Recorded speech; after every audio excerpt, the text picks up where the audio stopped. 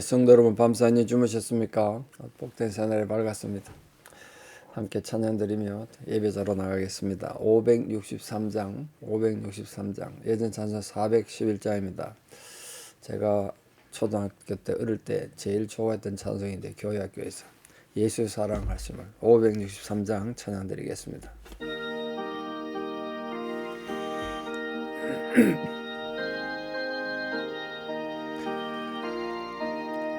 예수 사랑하심을 성경에서 배웠네.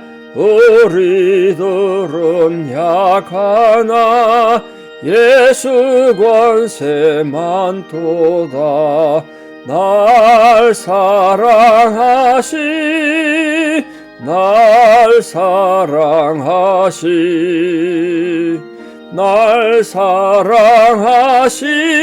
성경에 써였네.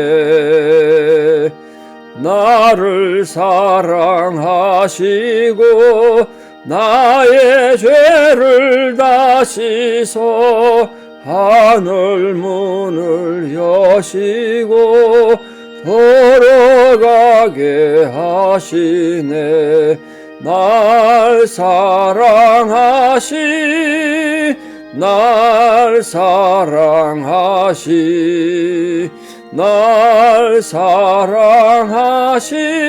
성경에 써였네. 내가 연약할수록 더욱 귀히 여기사 높은 보좌 위에서 낮은 나를 보시네. 날 사랑하시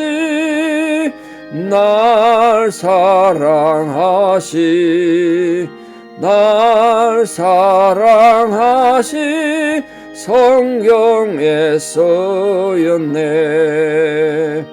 세상 사는 동안에 나와 함께 하시고 세상 떠나가는 날 천국 가게 하소서. 날 사랑하시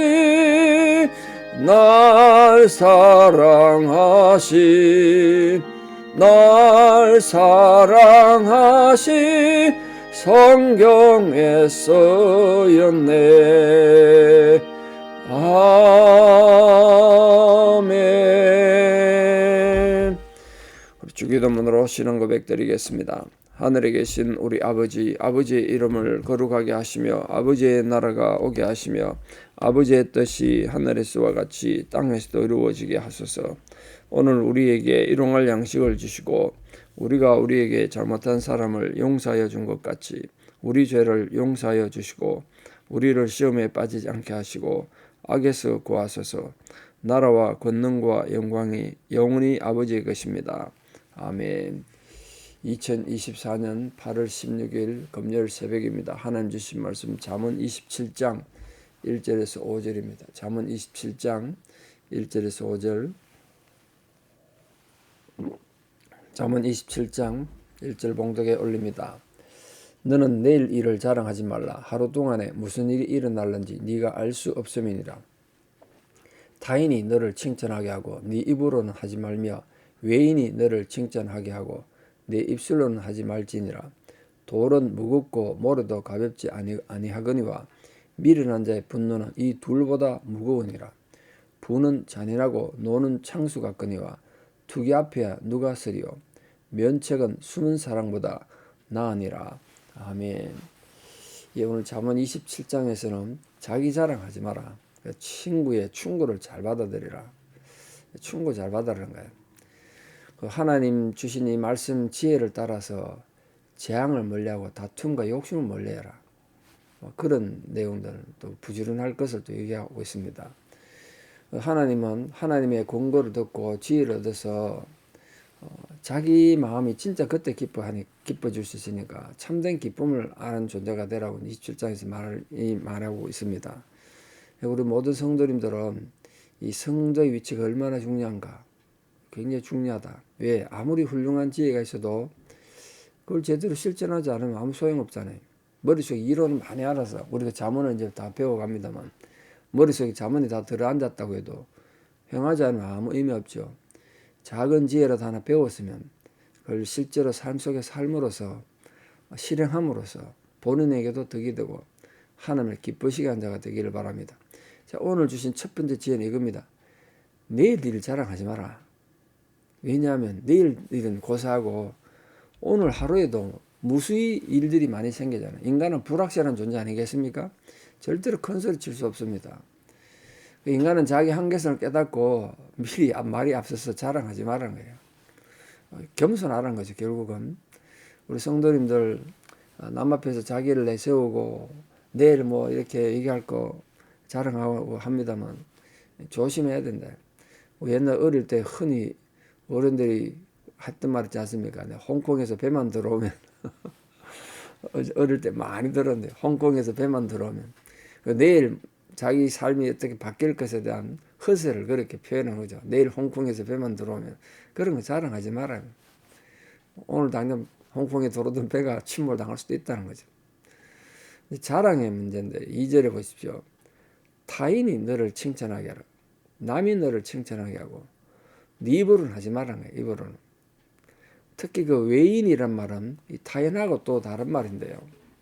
타인은 남이란 뜻인데 외인이란 말은 알지 못하는 곳에서 온 낯선 사람 이런 뜻이거든요. 전혀 모르는 사람이에요. 그 지나가다가 전혀 낯선 사람이 너를 보고 이 사람 참 괜찮은 사람, 착한 사람이다.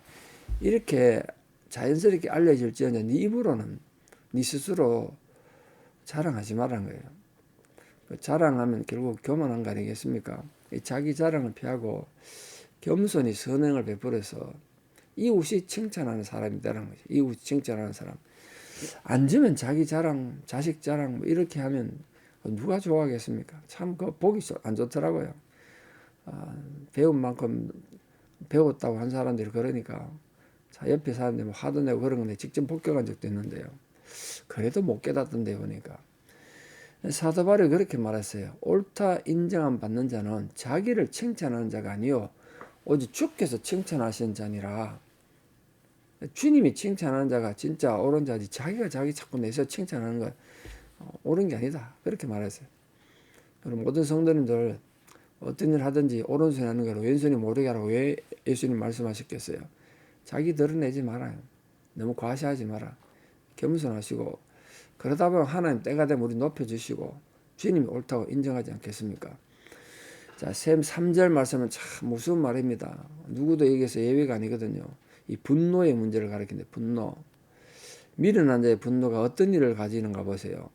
돌은 무겁고 모래도 가볍지 않다. 돌을 물에 던지면 금방 가라앉잖아요.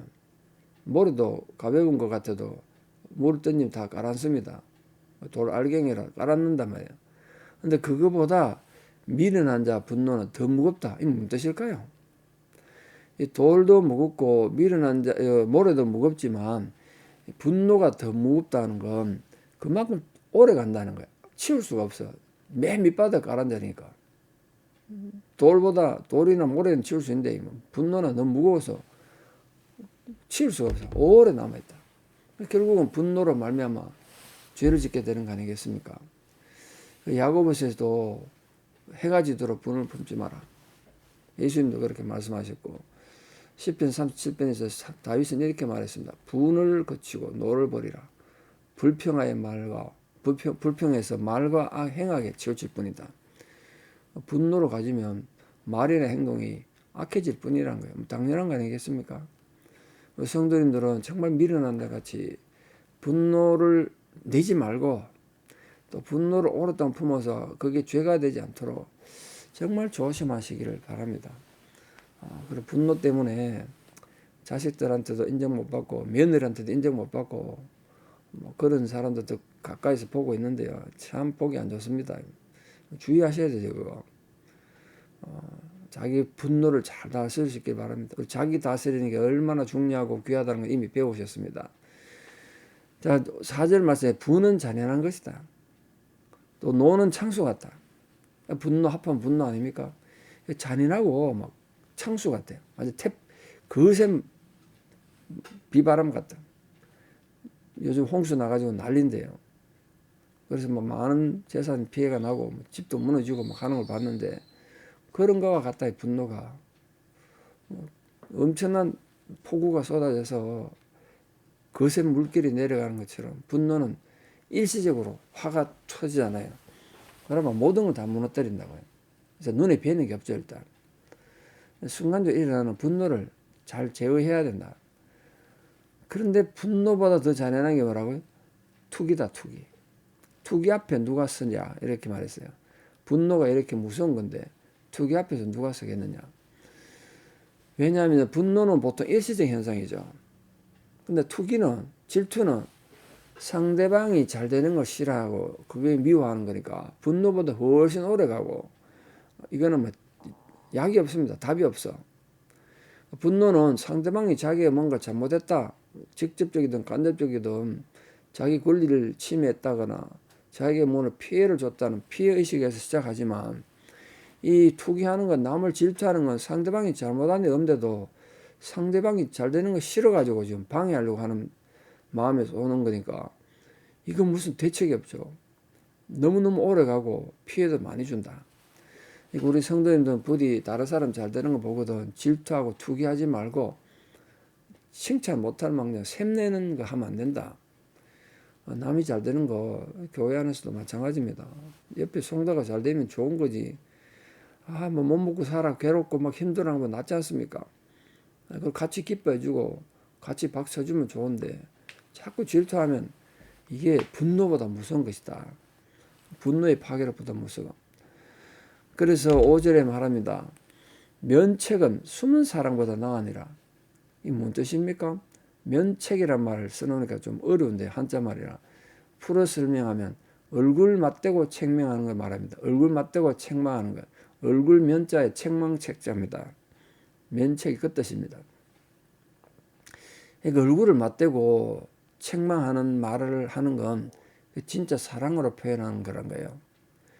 면책하는 것. 어떤 친구를 속으로 사랑하면서도 잘못에 대해서 아무 말도 못하고 숨은 사랑하는 사람이 얼마나 많습니까? 체면 때문에 말을 못하잖아요. 면책이 더 중요하다. 그렇더라. 얼굴 대고 직접 책망이 낫다. 그게 귀한 것이다. 물론 이런 면책도 아무리 얼굴 대고 책망해도 상대방이 어리석어서 받아들이지 않으면 유익한 것보다는 해가 더 많겠죠. 받아들여야 되는데.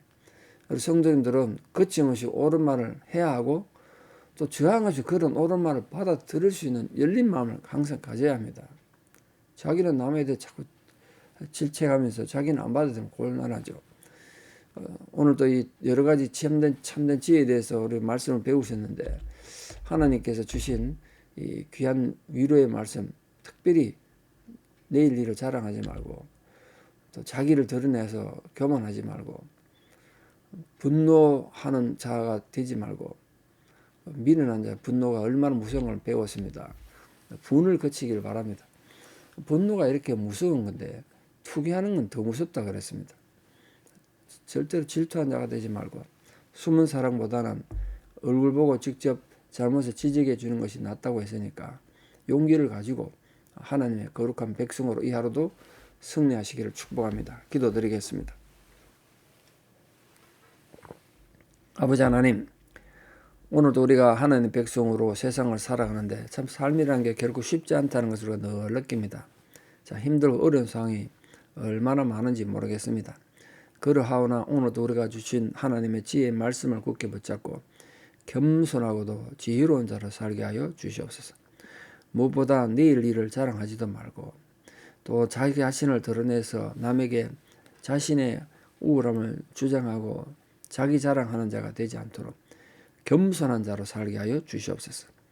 어떻게 하든지 우리가 겸손해서 하나님이 인정하시고 또 세상에서 인정받는 거룩한 성도로 살기 원합니다. 누구나 화낼 수 있고 분노할 수 있습니다. 그러나 분노가 얼마나 무서운지 오늘 우리가 또다시 배웠습니다. 무엇보다 우리 마음을 잘 다스려서 성을 빼앗는 자보다 낫다고 그러셨는데, 우리 마음을 다스려서 분노하지 않게 해주시고 노를 내더라도 죄는 짓지 않도록 함께하여 주시고 해가 지도록 분노를 품지 않는 거룩한 백성들 되게 도와주시옵소서. 이웃과의 관계에서 거짓된 사랑하지 않도록 숨은 사랑보다 면책이 낫다고 하셨사오니 그런 아름다운 모습으로 관계를 맺어갈 수 있게 은혜를 더해주시기 바랍니다. 어떤 상황 속에서도 이웃을 질투하는 자가 되지 않기 원합니다.